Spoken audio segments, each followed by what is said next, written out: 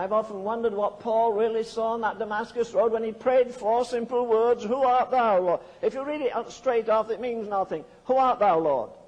But suppose you can read it this way, who art thou, Lord?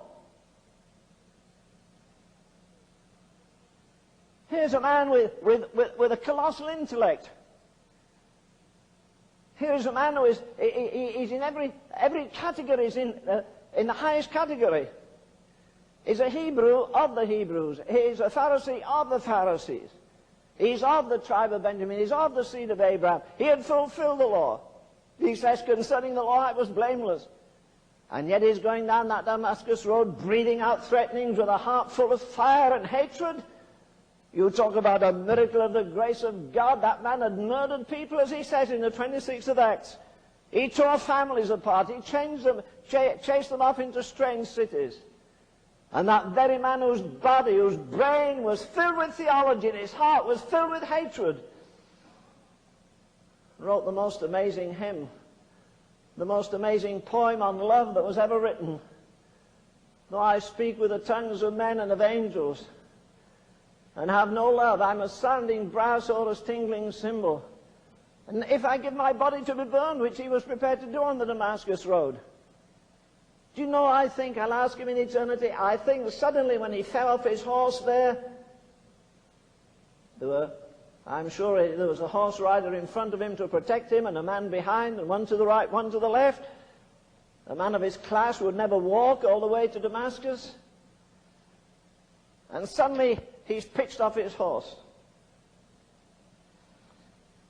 You say, were there only 4 people there? No.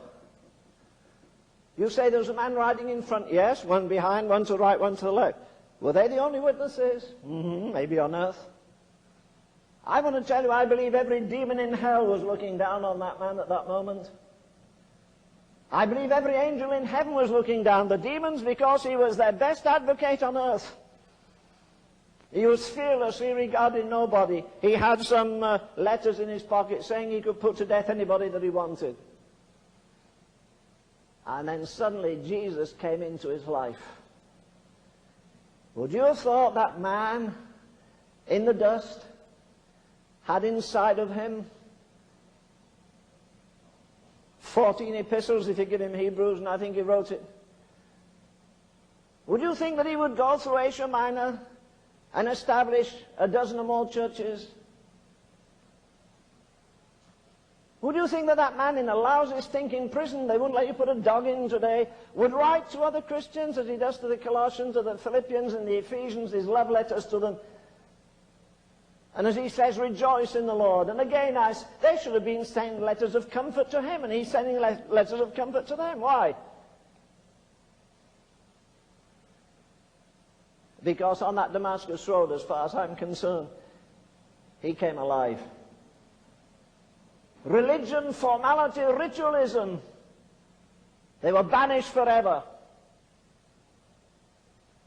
And then after that experience, he was shut away in the quietness. Maybe that's why God's brought some of you around here, so you can get alone under a tree somewhere and talk to God and find out where he wants you to go. When he had 3.5 years in the wilderness, then he's caught up into the 3rd heaven. And then he sets out on that amazing pilgrimage. And as far as I'm concerned, he explains it all when he said, I'm crucified with Christ. Nevertheless I live. And yet not I, but Christ liveth in me. And the life which I now live here in the flesh, I live by the faith of the Son of God.